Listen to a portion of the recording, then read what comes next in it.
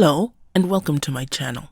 We're going to just take a look at a scene from the Final Fantasy VII Remake that recently came out. And we're actually going to be looking at the original Japanese dialogue, just as an exercise to learn a little about Japanese.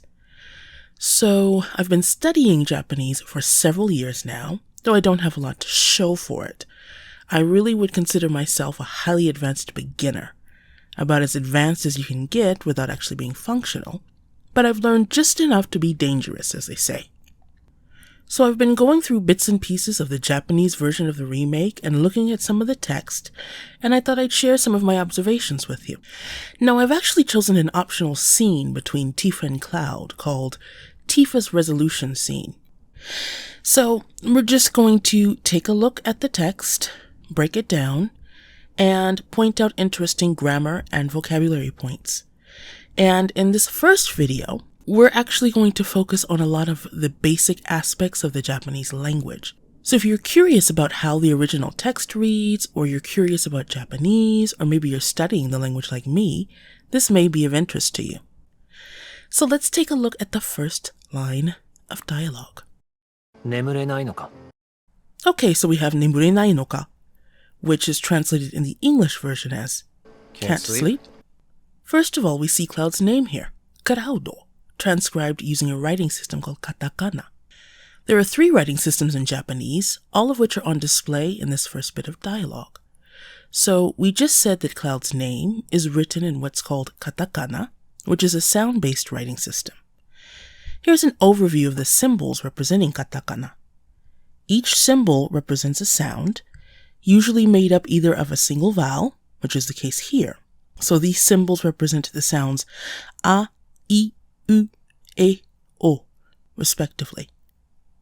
Most katakana, however, are made up of a consonant and a vowel sound together. So we have ka, ki, ku, ke, ko, sa, shi, su, se, so, etc. Or, in the case of the letter N, we have a symbol that represents a single consonant, the sound N. There are 46 base symbols, and then additional symbols based on those 46. So for example, we can add marks called diacritics that change the pronunciation of the consonant sound of certain symbols. So here we see the symbol for ka, with what almost looks like a quotation mark next to it. This is called a dakuten, and changes the k sound to a g. So these symbols without the dakuten would be ka, ki, ku, ke, ko, but become ga, gi, gu, ge, go with the dakuten. The dakuten can also be added to sa, shi, su, se, so to make a z or j sound. Za, ji, zu, ze, zo. When added to ta, chi, tsu, te, to, we get a d, j, or z sound. Da, ji, zu, de, do. And when added to ha, hi, hu, he, ho, we get a b sound. Ba, bi, bu, be, bo. We also have another diacritical mark that looks like a small circle. This is called a handakuten and makes ha, hi, hu, he, ho sound like pa, pi, pu, pe, bo. There are also several sounds that are made up of a combination of 2 existing katakana symbols. The first symbol is the usual size, and the second is slightly smaller. For example, we have a normal ki symbol followed by a smaller ya symbol here. Together, this produces the sound kya. If the 2 symbols were both normal-sized, we would pronounce them separately, kiya. But this represents kya. Likewise, we have a normal-sized shi plus a small ya, which gives us sha. Not shia in this case, but sha.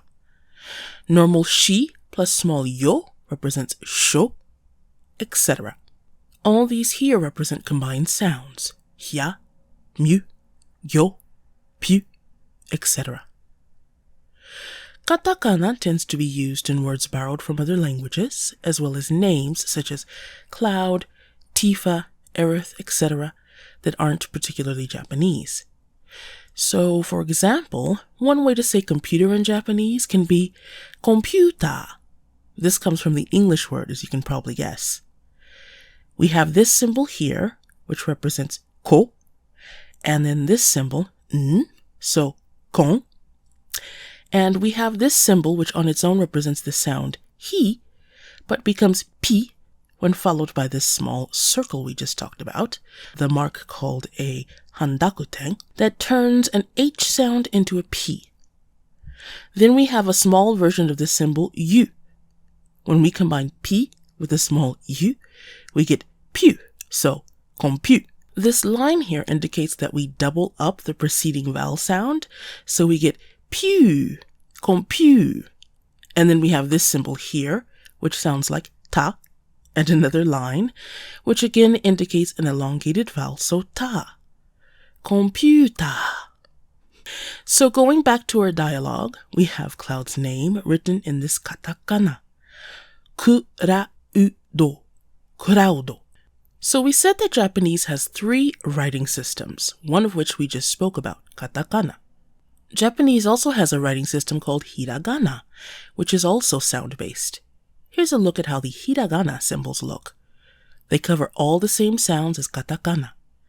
Notice that they have a more rounded look compared to the more angular katakana. So again, we have our vowel sounds, a, I, U, E, O. We have our sounds made up of one consonant and one vowel, ka, ki, ku, ke, ko, sa, shi, su, se, so, etc. And we have our single letter N representing the sound N. Just as with katakana, we can add the quotation mark like dakuten to change the pronunciation of symbols starting with K, S, D, and H sounds. Ka becomes ga, sa becomes za, ta becomes da, and ha becomes ba. We can also add the small circle called handakuten to the symbol starting with an H sound. Ha becomes pa, hi becomes pi, etc. We also have our combined sounds made up of a normal-sized symbol followed by a smaller symbol. So again, ki plus ya gives us kya, shi plus yu gives us shu, ri plus yo gives us ryo, and so on. So if we look back at Cloud's dialogue, all the characters that follow the ne symbol in Nemurenai no ka are written in this hiragana. Re, na, I, no, ka. Hiragana tends to be used in verb endings and small words called particles that are similar to prepositions, so the equivalent of to, from, at, etc. We also have a third writing system called Kanji, which is based on Chinese characters, with symbols that represent ideas instead of sounds. We see that at the beginning of Cloud's dialogue here. This symbol here, the ne in Nemurenai, is a kanji that represents the idea of sleep. So with all that said, let's look at what Cloud says. So we have Nemurenai, which comes from the base verb nemuru, which means to sleep. 2 things are happening with this verb. So we've taken nemuru, to sleep, and put it in what's called the potential form, meaning to be able to do something. So in this case, to be able to sleep, nemuru. And then we've made it negative, not able to sleep, can't sleep, nemurenai. There are a few things to know about Japanese verbs. First of all, the dictionary form, the raw form of a verb, often translated as to do, to sleep, to have, etc. This dictionary form, this pure form before we start conjugating the verb, always ends in an u sound in Japanese. Some examples of some common Japanese verbs would be iku, to go, taberu, to eat, hajimaru, to begin, oyogu, to swim, matsu, to wait, and asobu, to play. All of these verbs, as you'll notice, end in an u sound. Matsu, asobu, etc. What's also interesting about the dictionary form of verbs in Japanese is that it can also be used in casual language to express the present tense or the future tense. So iku, which means to go, can also be used to mean I go, or someone goes, or I will go, or someone will go. So another interesting thing about Japanese is that it does not have a separate future tense. The present tense conjugation can also be used to express the future, which is why it's often referred to as the non-past instead of the present tense. So, we said the dictionary form of Japanese verbs ends in an U sound.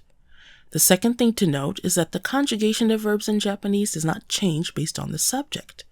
So if we look at the verb asobu, for example, which again means to play, we can use the dictionary form to say I play, you play, he plays, etc. in casual language when speaking with family and friends.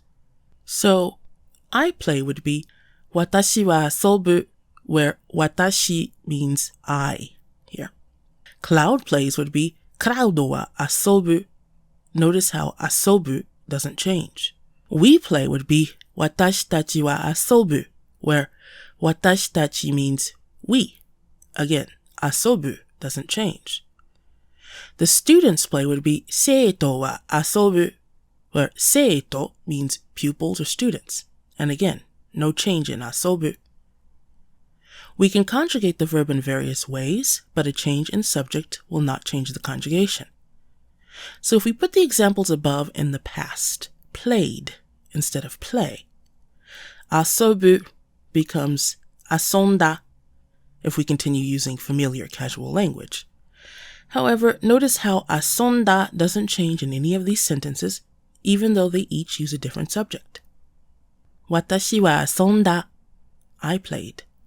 Kuraudo wa asonda, Cloud played. Watashi tachi wa asonda, we played.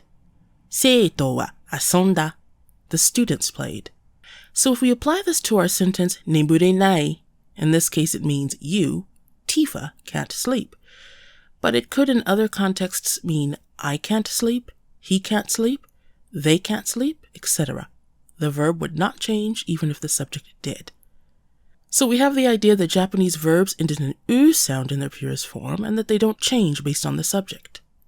The third thing to note here about Japanese verbs is that there are three main categories of verbs as far as conjugation is concerned.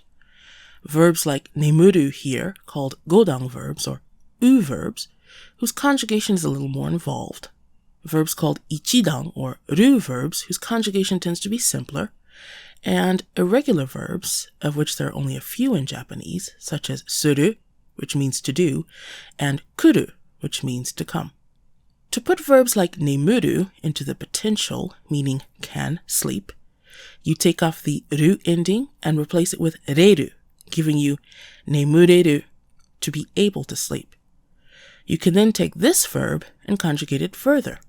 To make a verb negative, you add nai to the stem. Here we again take off the ru ending from nemureru and replace it with nai, giving us nemurenai, cannot sleep. One thing to note is that this nai ending is what's called the plain form, casual. In Japanese, language has formality levels.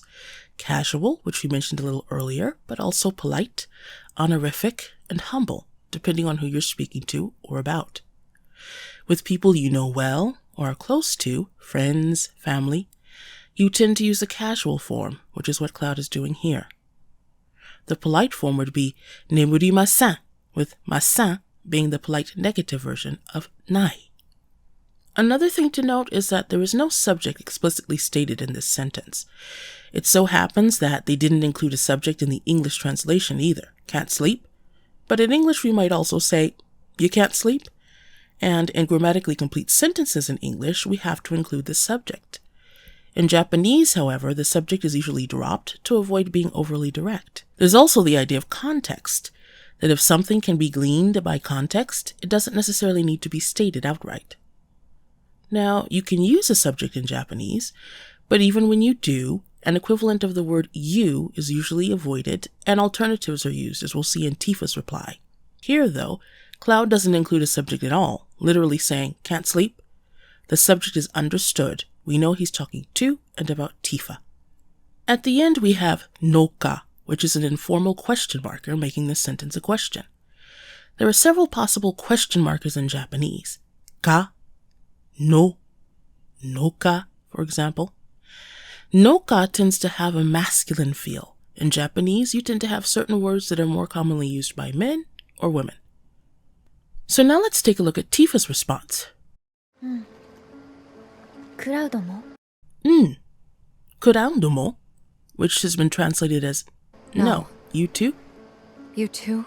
Literally, Tifa's saying, yes. Cloud too? So here we see Tifa's name transcribed in Katakana. Now the sounds ti and fa are not native to Japanese, so they create them by combining existing sounds. Te plus a small e gives us ti, and hu plus a small a gives us fa. As for Tifa's dialogue, she says which is more a sound than anything else, and an informal way of saying yes, which more formally would be hai. Note that she's answering yes to Cloud's negative question. You can't sleep?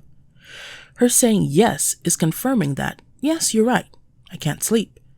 In Japanese, answering yes to a negative question confirms the negation. Answering no, iie, or more formally, means that the negative assumption is wrong. So for example, if someone were to ask, レストランに行かない? You're not going to the restaurant? You could answer, 行かない, which means, yes, you're right, I'm not going. Or, 行く? No, you're wrong. I am going. So anyway, Tifa follows up this yes with Kuraudo mo, literally cloud too, meaning you can't sleep either. So as we said before, in Japanese, you usually try to avoid referring to a person directly with an equivalent of you. Instead, you can drop the reference altogether, or use a title such as boss, shacho, which is the term for a company president, a director, or a manager. So for example, Rude and Reno can refer to Rufus with this title. Or you could refer to your teacher as just that, teacher, sensei. Or as Tifa does here, you can use the person's name even though you're talking directly to them. Kuraudo. The mo means also, but can refer to a negative sentence. In English, we would say neither or either. You can't sleep either. But in Japanese, there's not a separate word for also versus either. You use mo with both an affirmative and a negative sentence. So now let's take a look at Cloud's response. 足音がした。 Ashioto ga shita, translated as I heard footsteps. Ashioto means footstep or footsteps, with ashi meaning leg or foot, and oto meaning sound. So foot sounds, footsteps. Note that in Japanese, there's usually no distinction between singular and plural nouns, though there are some plural suffixes that can be added to certain nouns like tachi and ra. But for the most part, we don't differentiate between singular and plural. Articles such as the and a don't really exist in Japanese either, and like English, nouns do not have gender as they do in Romance and other languages. For example, if we want to say the cats or a cat, or just cats or two cats, we'll usually use the same word, neko, which can translate to cat or cats or a cat or the cat, depending on the context. So compare these sentences. Neko wa kawaii. The cat is cute, or the cats are cute, or maybe cats are cute. Neko ga suki. I like cats. Neko o 2匹飼っています. I have 2 cats. Neko o 1匹飼っています. I have 1 cat. The word for cat, neko, doesn't change. So at any rate, ashioto refers to footsteps, plural. Now there's an expression, oto ga suru, which means to make a sound, or often in English we would say to hear a sound. So oto ga suru, to hear a sound, becomes here ashioto ga suru, to hear footsteps. Footsteps make a sound. Now Cloud is saying that he heard footsteps in the past, so we're taking the verb suru, which on its own means to do, and putting it in the casual past, which gives us shita. So, ashioto ga shita, I heard footsteps. Now this ga that follows ashioto is what's called a particle. Particles are small words in Japanese that often tell us the grammatical function of the word they come after. Certain particles, such as ga, don't necessarily translate in English. Ga is a particle that indicates the subject of a sentence. So whatever word comes before ga is the doer of the sentence. Whatever verb or noun or adjective that follows refers directly to the subject. Here's a few simple example sentences. Sakana ga suki means literally fish are likable, or I like fish, someone likes fish. Tsuki is a type of adjective that literally means something like likable. It's used with the particle ga to mean that someone likes something. So in this sentence, we're saying someone likes fish. If the speaker is talking about themselves, we can translate this as I like fish. Ga indicates that the thing that is likable is fish. What's likable? Fish is likable. There's a direct one-to-one relationship between fish and likable. Fish equals likable. Sakana ga taberu means fish eat. The verb taberu, which means to eat or eats, corresponds to the fish. Who eats? Fish. Fish are the ones doing the eating. Now, if we take this same sentence and change the particle ga, the meaning changes. The particle o, for example, is used to mark direct objects, the thing or person who is being acted on by the verb. So if we say sakana o taberu instead of sakana ga taberu, someone eats fish or someone eats the fish. Fish is no longer the doer, it's the object, the thing receiving the action, the thing being eaten. I want to briefly mention that although ga is the subject marker, this doesn't mean that what would be the subject in an English sentence will always be followed by ga in Japanese. There's another particle, perhaps the most common particle in Japanese, wa. It's referred to as a topic marker, but it's often used with what we would consider the subject in English.